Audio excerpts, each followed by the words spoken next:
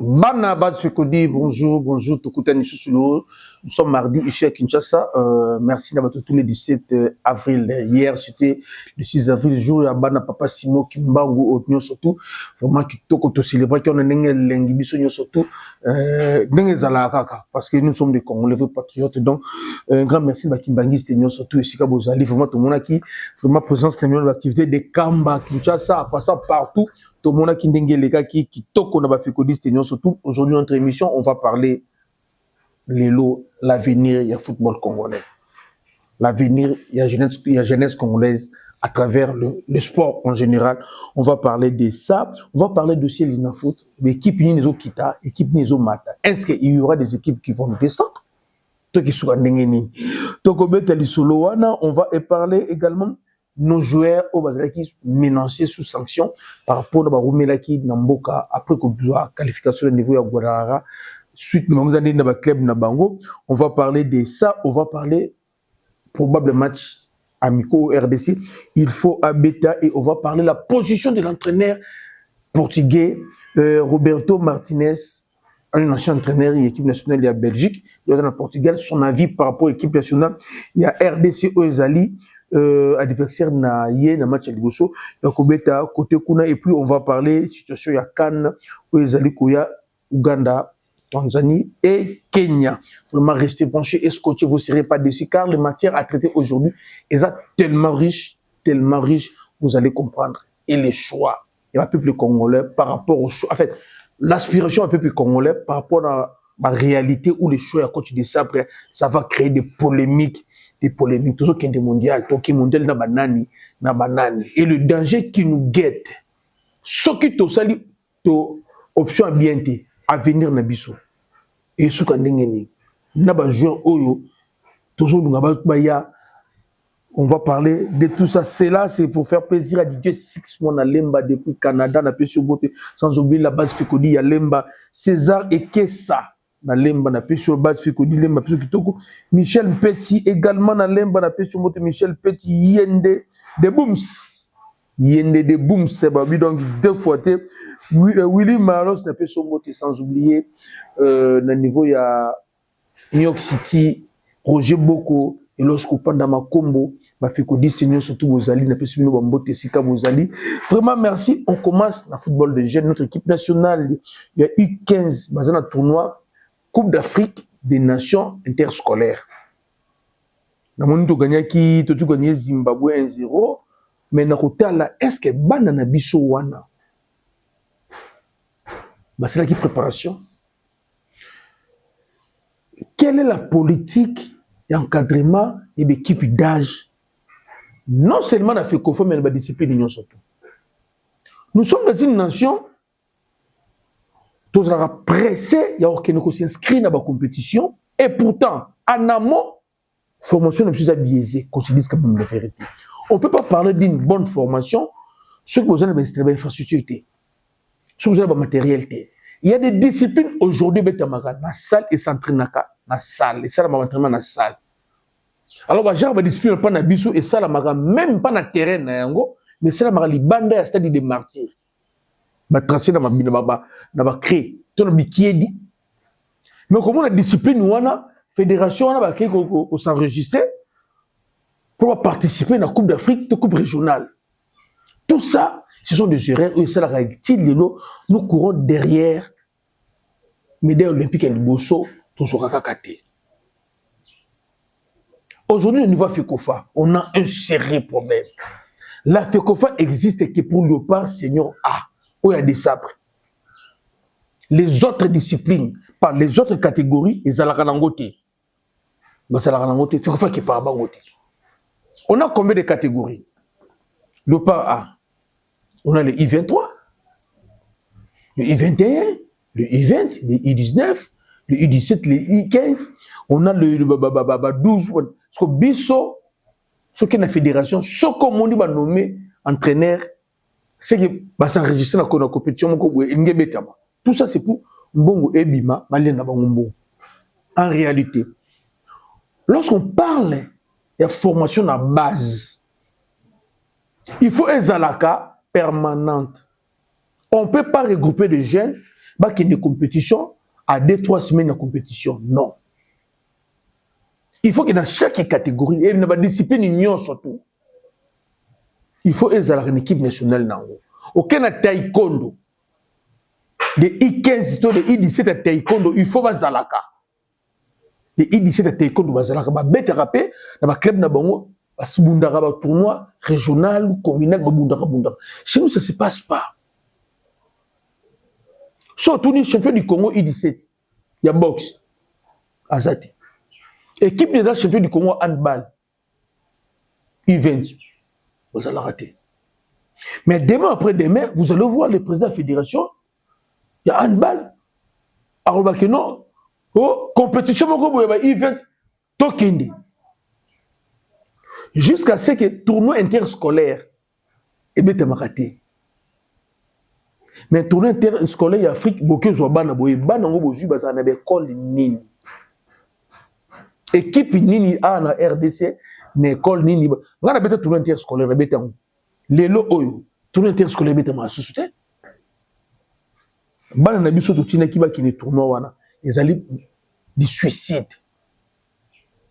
C'est la raison pour laquelle nous demandons la future président de FECOFA. On ne va pas toujours expérimenter dans la magie que le para qui est mondial, le para a gagné la Coupe d'Afrique, le para a gagné ACA, le para a gagné. Tant qu'il y a un niveau à base, nous n'arrivons pas à former.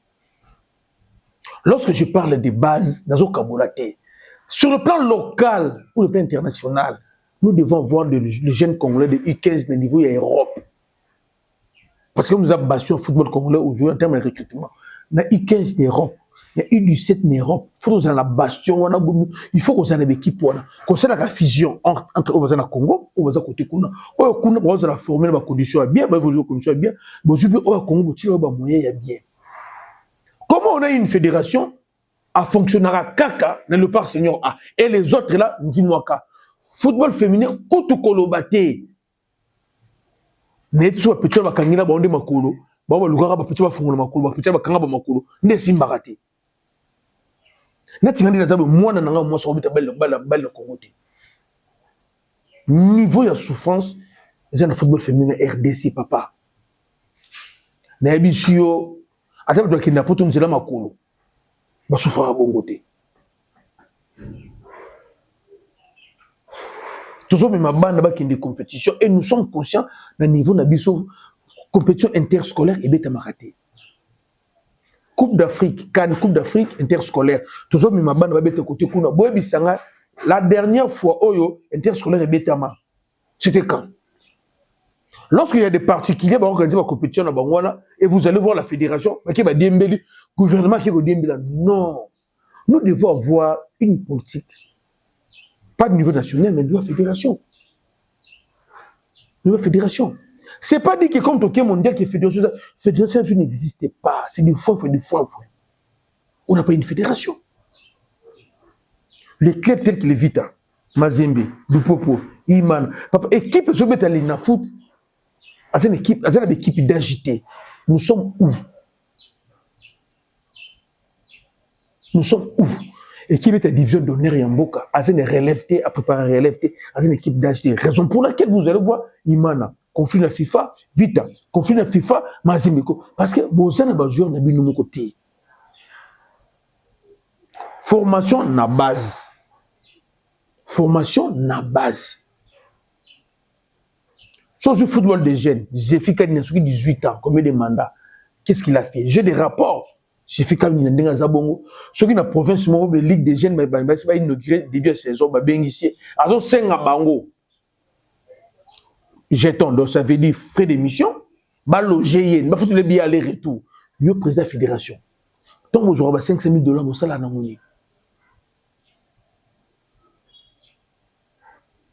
Aujourd'hui, le meilleur joueur de jeune au Bima, au Bima, il y a fort de la fédération, il y a fort de particulier. Et je vois comment la fédération, ceux qui vont réussir à s'enregistrer, la commission va gérer des qui n'ont pas bon de la président, il y a peut-être Bellor, Jacques, qui n'ont pas bon de la cercle. Moins au FIFA Pesaka. pour le football à la base. Le football à la base, c'est la vite de l'humanité. Et ça, c'est que les entités, ils peuvent savoir bon, voilà. Ça, là, on a un Botin Balba qui est une compétition. Qui pour la 6-1, dans le Maroc. Papa, pour la 6-1, dans le Maroc, qui était une. Moi, j'étais dans le Maroc, dans mon terrain. Dans le quartier. Dans la communauté, dans le quartier. Dans la bête à balle, il y a 22 heures. Comme vous avez un hiver, on a 22 heures qu'on a les camarades. Soit tu n'as pas biché là, soit tu n'as chilui noana. Vous comprenez? Ou qui n'est pas biché, tu peux faire que chilui noana. Aux autres les cas, aux autres monde. Soit que elle m'a raison, aux autres elle m'a si, aux autres qui quand tout ce que nous avons terrain, le terrain en ango. Nous ici, vite, on a un terrain d'entraînement. Ça, même un terrain d'entraînement. Qu'est-ce que vous voulez qu'on fasse? Résultat, il y a qualification RDC, la Coupe du Monde. Cela, c'est juste une arbre qui cache la forêt. Papa, en réalité, si on fait l'autopsie, il y a sport congolais en général, tout ça en coma. Qu'on vous trompe pas, carnaval au moment qu'il y en a parce que tout le monde devait fêter tout le monde pile. Les espoirs, tout ça là, qu'on n'a pas, les alliés, en fait, c'est la magie. On ne prépare rien, on ne assure rien. Et l'avenir, il y a sport congolais, c'est sombre. Pour preuve, lorsqu'on parle de 52 ans, c'est de participer au mondial, au football. Vous savez, Jeux olympiques et bandana nini, s'il est toujours à médaille, c'est parce qu'on ne prépare rien. Nous sommes là que pour improviser. C'est ça. Côté Kuna, mais nous demandons au président Sikafi qu'il faut vraiment, il faut beaucoup travailler. L'équipe d'âge. C'est l'avenir de l'équipe nationale, l'équipe d'âge. Vous savez que les joueurs locaux à Matobo, si on était serré dans Boka Oyo, on a découvert avant. Et de la kin qui Matobo Zalaranango, Kokima na ballon ko sopaka, à 4 rapes tout sanction à perdre des ballons. Peut-être un qui dit que un encadreur moko boé déjà salamo. Vous avez vu Sénégal, tu passer les réformes na bango. Ils ont passé les réformes qui est à niveau local. Et aujourd'hui, bah, moi, j'en ai ma chaîne. J'ai entendu M. Omar dire qu'il doit avoir réforme à Sala. La réforme M. Omar à Sala est apportée à Nini. Ce qui est la foutité. À parler de lui-même de l'INAFOOT. Maintenant, on se pose des questions. En principe, selon les règlements, il y aura des clubs qui vont descendre. Même souffrir matin. Mais ça arrive de fois, on avait fait de l'autre fois 2 ou 3 ans avec les bons et et cette année, après les décisions de la FIFA sur MK et Tonchete, après les décisions sur DCMUP, il y a 4 clubs qui vont quitter. Voilà pour ma bille. Tout ça, MK et Tonchete, au moment où tu te tires pour un forfait, à ça, tu exclus le championnat, donc il y a automatiquement d'acquitté. Tout ça, on a Bukavu Dawa. Tout ça, on a Iman avec 9 points. On ne voit pas par quelle magie il nous a maintenu. Et par quel miracle il nous a maintenu. Même s'il arrive à payer sur dette, le point retiré est qu'ils ont la il m'a requitté. Tout ça, on a Martin Pécher. Bon, lui, c'est pas grave. MK Bukavu de Naïman. Basé la position à Kokita. Et maintenant, on va voir comment Fekofa va gérer ça. Est-ce que Fekofa va créer encore player down pour repêcher Iman? Moi, si on m'a posé la question, ma réponse elle était claire. Si nous sommes incapables de sanctionner le vieux club, moi je ne parle pas des grands clubs, le vieux club, Mazembe Lupopo, Sangabale, Nevita Imana, Babni, surtout ce que nous sommes incapables de sanctionner Bango, football congolais est bon. Le problème avec le football congolais, on a des clubs chéris. Aux fédérations, on a les foot à protéger. Ma vieux club, moi je n'ai pas peur de grands clubs. Parce qu'un club, après 90 ans d'existence, a un terrain à balle, a un terrain d'entraînement, a un compte dans la banque. Ce n'est pas un grand club. Ce n'est pas un grand club. Un grand club, après 100 ans d'existence, toujours dans les boutons. Moi, ça me fait mal. Les administrateurs de l'Oubaraïmana, ils n'ont pas de problème. Ils vont cotiser combien? Et aujourd'hui, ils sont divisés. Comme ce sont des commerçants, ils savent que non, le président des aigles du Congo est le chef de l'État. Basunoli Kasembele. Madame Simachimanga. Tout ça pour nous, nous sommes comme moi, à côté d'un chef de l'État. Même Olivier Belair. Badaïmana, soit je le cas, je a comme dans le cas, il y a Chimanga. Pour preuve, la Côte de Soie, combien? Mais bon, c'est là que le gouvernement a foutu une Waïmana. Donc, au monde. Et même si vous avez tu vois les 6 et quelques Niniwana, vous allez voir la part que Chimanga va donner et qui est tout le monde. Ce qui est évité, quand c'est mieux, sous soutien. On se trouve en distance. Parce que Chimanga prépare dans la région de faire un grand coup pour nous cancer tout le monde. Il a dit que nous avons imagné. Chimanga a reçu dans la région de rassemblement de foutre les mains Nyungwana. Pour nous cancer Kasembele nous faire un monde. Bon attendeur sali côté kuna nous évoluons côté nabiso côté kuna. À part l'équipe où Okita. On dirait que mon MK Bukavu dans DCMP na Martin Pécher. Il y a aussi Renaissance qui a la zone jubilé parce que sanction Imana. Et PCA avantage, exclusion il y a MK et PCA avantage. Mais les équipes, oh bazali des gens dans le bon pour être qualifiés au bêta playoff, tous allez dans deux aigles du Congo, Maniema Union, Vert Club et Dauphin Noir. Maniema du Congo, Vert Club, Dauphin Noir et les aigles du Congo. Vraiment merci côté qu'on en parlant de Maniema Union, il y a Papi Kimoto qui entre guillemets Kokengu. Coach na Tanzanie, bonne chance na coach Papi Kimoto. Ce sont les gens poste aux Olinga. Aouti Sodigraph, Vert Club international congolais. Depuis Sodigraph d'ailleurs, Zongi a joué Maniema du Congo. Il a fait ce qu'il a fait dans Maniema du Congo. Aujourd'hui, sollicité comme entraîneur au niveau de Tanzanie. C'est ça, c'est que nous voulons, ancien joueur Nabiso, évoluer. Papi Kimoto, vraiment merci côté Kuna. Mais côté club à Rokita, MK est enchaîné, il y a président Maxime. Il a su saisir officiellement Stuttgart pour qu'on ait éclairage sur le transfert. Il y a prime de solidarité au club formateur. C'est ça qui crée les problèmes. Selon Batouazal Badouché, c'est expliqué Binouango, MK zo driblaga bango, MK Komeli Stuttgart, et on va voir ce que ça va donner réponse à Stuttgart. Et j'espère qu'il a changé le logo. En fait, je sais pas si il a changé le logo. Mais c'est que nous voulons, président Max Zoumsaka Gambongo. Donc, il a moussikaté. Côté Kuna, et ça a vraiment plaisir qui toque autour, et TAP Batunion surtout au Beskrokaka. Vous savez qu'au Congo, va Milaka Moutou joueur. Ah, le Congo va Beskrokaka Batou joueur. Beskrokaka joueur, non, mon et comment on va Beskrokaka joueur, quoi? Ah, le Congo va Beskrokaka Batou joueur. Bah, président de Zomo Nahana, bah, Milaka Batou joueur.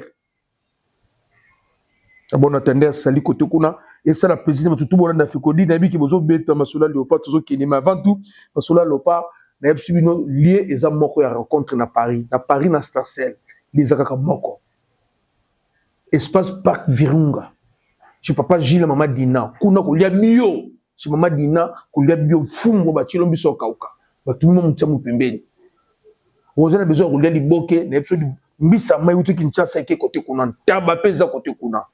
Espace Parc Virunga, c'est papa Gilles, la maman Dina. Ils allaient espace pour mener au Koko louer pour l'église, au Koko louer pour la salle des fêtes, au Koko louer pour un concert, service traiteur Ezali. Si tu veux réellement manger bloc au Congo, rendez-vous à place Moko.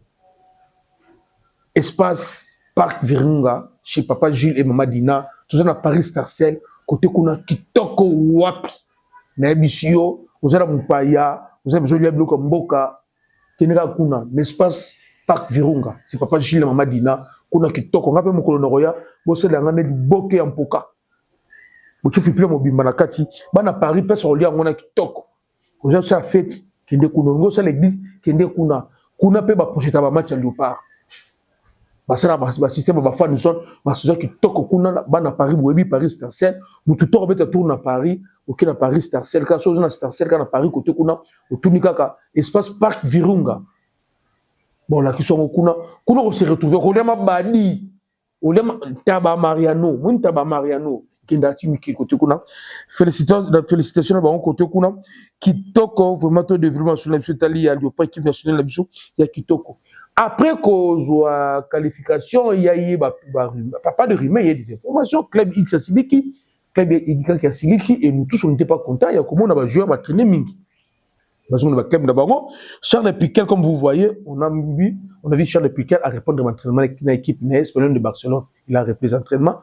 Tout le monde place cité, va sanctionner jusqu'à tout le monde communiqué officiel pour la Charles Piquet. Mais par contre, Bakambu, le club n'est leur président jusque-là à tempérer dans notre. Il faut qu'à action disciplinaire, code fait ça là-bas. Donc, à ce président, il va sanctionner Bakambu. On va voir ce que ça va donner, mais on sommes très contents. Pour Bakambu, message naïe pour la qualification, je sais pas le parce qu'il a parlé. Je pense que message n'est pas contenu Mogoza riche makasi.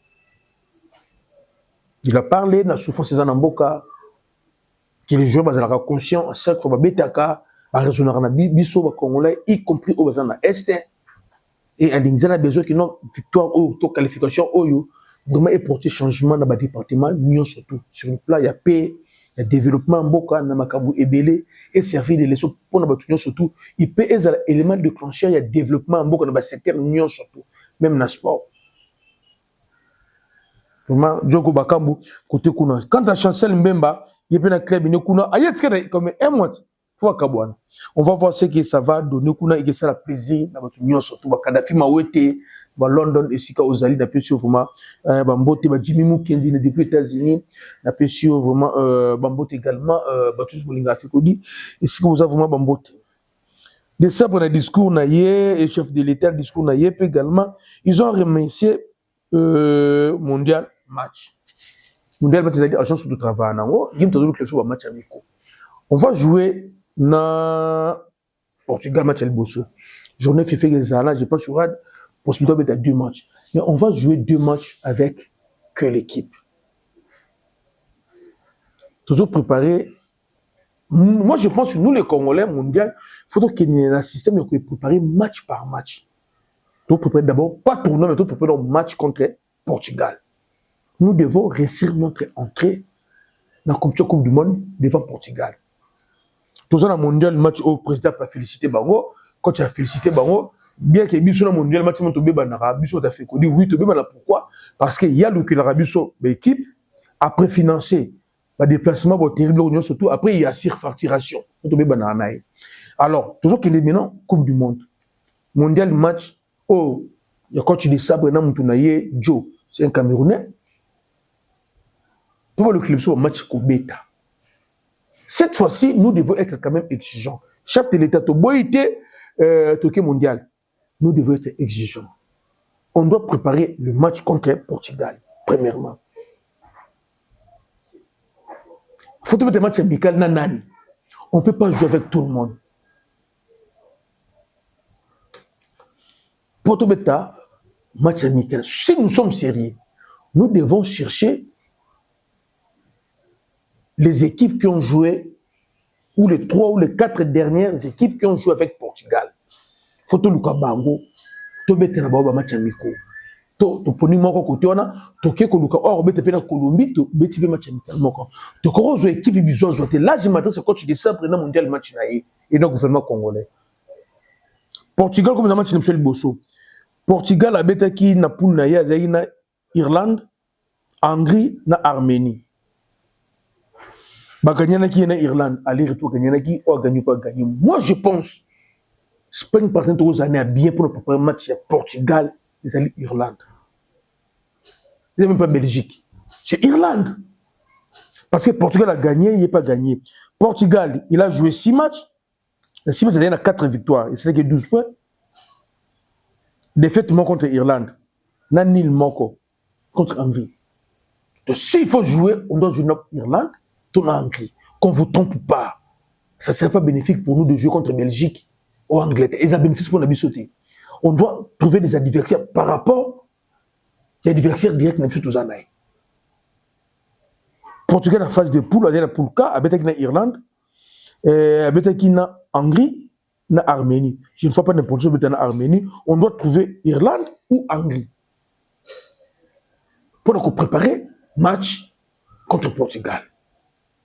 S'il y a possibilité, à la fin de faire 2 matchs, on doit trouver une poule à Colombie, je vais chercher, Bazena Banani, tout trouver côté Kuna. Et les autres pays qu'on cite là, ça c'est gaspillé inutilement. Là, ça va faire plaisir à Guy Makomo. Et ça, là, vraiment plaisir côté Kuna, c'est Ozali, vraiment Guy Makombo, vraiment na Pession Botesika Ozali, c'est ça. C'est comme ça qu'on prépare le match. Nous, on ne peut pas dire qu'on prépare la Coupe du Monde. Nous ne sommes pas habitués à la Coupe du Monde. Mais l'équipe qui est dans la Coupe du Monde, qui est préparer la Coupe du Monde. Compétition, nous devons préparer un match dans nous encore. Parce que ceux qui ont raté le match à Portugal, les 2 prochains matchs, c'est catastrophique. On doit réussir. C'est la figure qui est contre Portugal. On doit d'abord préparer le match à Portugal. Pour bien préparer le match à Portugal, nous devons jouer avec l'équipe EBT de Portugal, telle que Hongrie, surtout Hongrie. Pendant Irlande, na Hongrie, Arménie, côté de qui peut nous aider.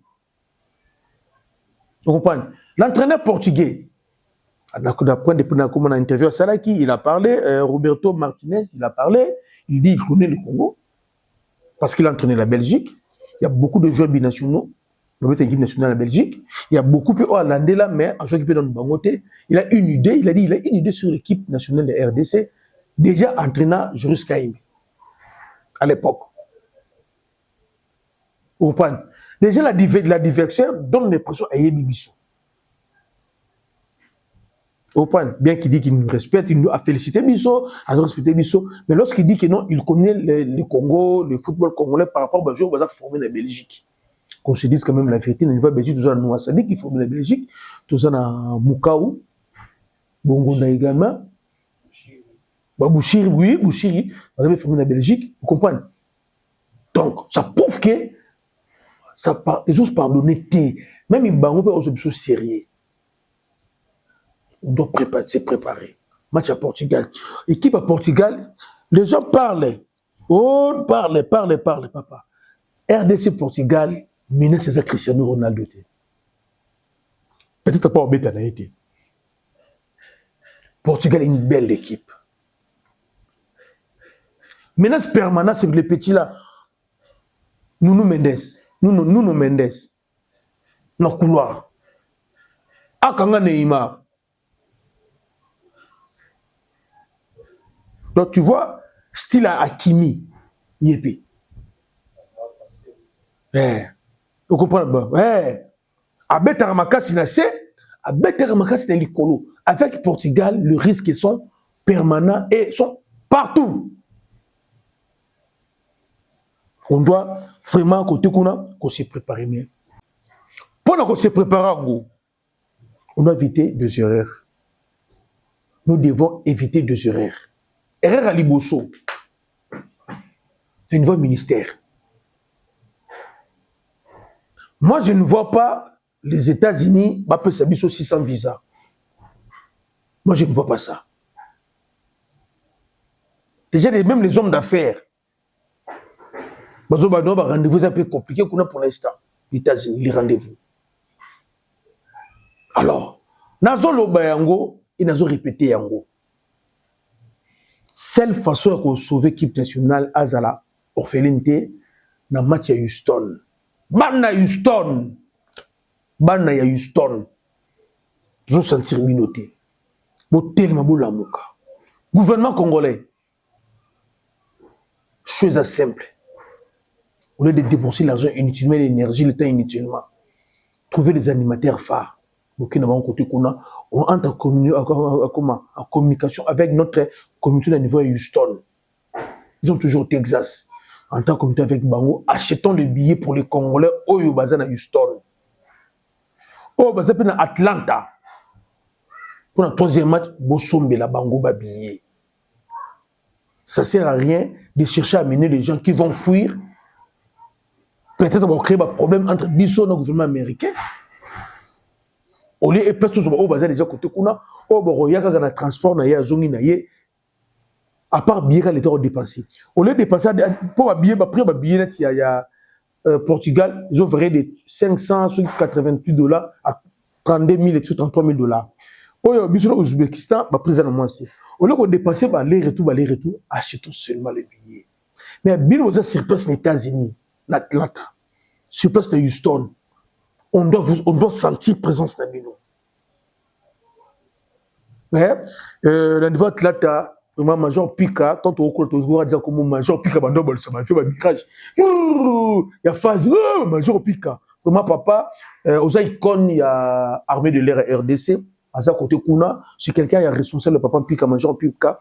Non, comme ça, vraiment, il faut que papa, c'est non, le ministère, c'est bon, non. Il faut que ça, là, trouver des billets. On a des Congolais là-bas. Trouvons des billets pour la bango. Parce que quand les Européens, ça va visa. Papa, attends, passeport de service, wana, nebsimino. Et que quoi y a kabaseli. Bon attendeur, sali côté kuna, maman maïna mbanza baku matadi na pisumbote, Zamba Bilokos, qui toko côté kuna, Coupe d'Afrique 2027, les dates sont fixées. Ça va commencer le 18 juin et ici le 19 juillet. Et qui va être Kenya, Tanzanie, na Uganda, Coupe d'Afrique 2027. Et il faut aussi préparer les sous avec Bananani. On parle maintenant du problème Italie, les renforts. Vraiment, ici, les avis sont partagés. D'autres Congolais disent que non, ce n'est pas important, de maintenir même bloc to Kenya. Ngai na moni, ma limite de bloc wana. Notre ban est à la profondeur. Parmi 11 du départ, il y a d'autres joueurs bazar, niveau aux titres de la Coupe du Monde. Nous devons renforcer l'équipe. C'est ça mon souhait. De renforcer l'équipe. Mais de renforcer l'équipe, tout le bango, matin, midi, soir, naba joueur néné. J'ai vu aujourd'hui beaucoup de personnes qui ont répété que Massini Mayou. Mais ce que moi je sais officiellement, nous avons répété à chaque émission. Officiellement, nous avons un place fédération nationale de l'humilité. Je ne sais pas, avec le temps. Nous avons noté. Oui, nous devons renforcer notre équipe. Mais on va renforcer notre équipe avec qui? C'est le moment maintenant de prendre, à décembre, de prendre une décision. Ce que une décision bien été. Après le mondial, il y a beaucoup de jeux tout le temps à Bakumbwana. À tête que nous avons de société. Parce que tout ça, des fois, dilemme. Ban ebele bazali wana baza poso kobeta na léopard. Ba yoki posa ya kobeta na léopard bana wana. Il faut qu'on soit na bana wana, même si tu remets ma base nous on aura peut-être 33 joueurs, faut pas qu'il y ait Coupe du Monde.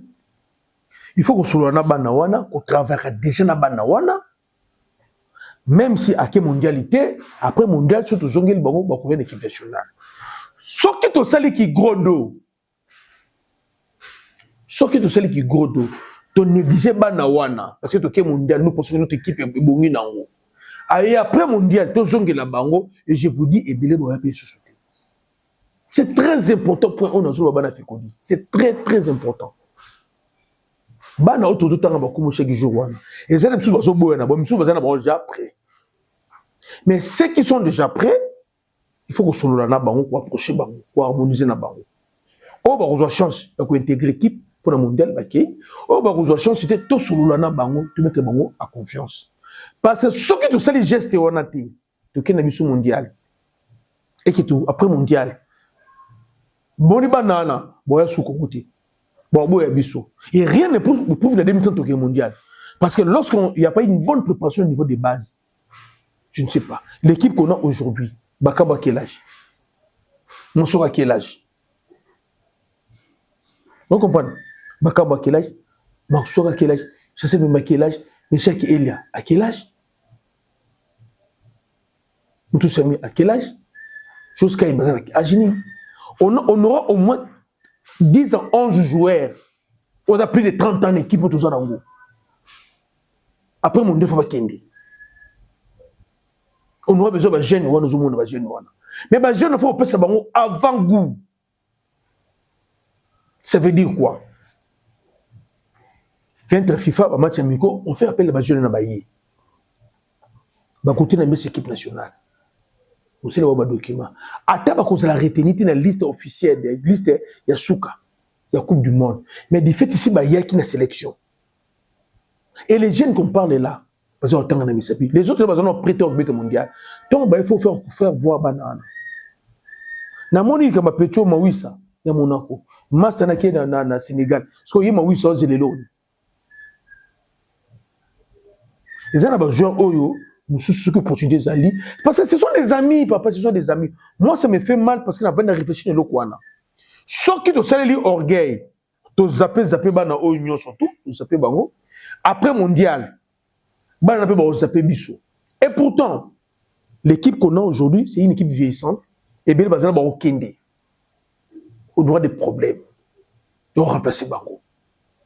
Sur le plan local, il n'y a aucun projet qu'on en relève. L'équipe nationale Nabiso. Nous devons être prudents. Coach de sabre, nous devons être prudents. Nous devons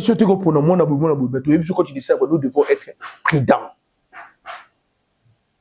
Nathalie Anthony, à se manifester, il faut qu'il ne fasse rien. Moi, à se manifester, il faut qu'il ne pas naïe. Match amical, ça sera plus important et très important. Si tout ça, les gestes, on a été, nous sommes le 7 avril 2026. On va commencer à courir derrière les jeunes. Je vis déjà dire que non, papa, qui Congo, projet Coupe du Monde des Alarate. Et maintenant, Coupe du Monde des Alélés. Et aujourd'hui, les Congo d'aujourd'hui, c'est Congo à l'obité. Maintenant, nous manquons de discours pour le rassurer Banawana. C'est ce que moi j'ai demandé à tous les Congolais. Tous ensemble. Sur le plan local, ici, il faut retenir Imana, MK, Bukavuda, Martin Pécher, basé dans la zone de relégation. Au Renaissance, Abiki, côté qu'on a avec club des aigles du Congo, Manier, Maïunion, doit faire noir, Bango, Wazo, Kende. Vraiment, merci, Nabango, Papi, qui moto sollicité à la niveau Tanzanie. Dossier Silas, Max Mayaka, au lieu il y a aussi sa dossier Nani, il y a qui na Sugar, et je sais que là-bas, on a gagné des causités, côté qu'on a, parce que c'est clair. Prime de solidarité, c'est un club formateur. MK est un club formateur. Et les médecins qu'on a parlé de Kimbangu, je pense, à Zan Allemagne, bon, ça, on a vu, problème égalité, puis quel a repris les entraînements, Baka, mon message, qui est vraiment choquant, et touché Bissonion surtout, et Batunion surtout, gloire à Dieu, Stroikain commence petit à petit à répandre ses habitudes. Vraiment, merci. Je voulais vous laisser avec Aaron Chibola. Vie de prière, Mathieu de Colo. Un de part, restez de part. Bon, Aaron Chibola, c'est un plaisir. Bye.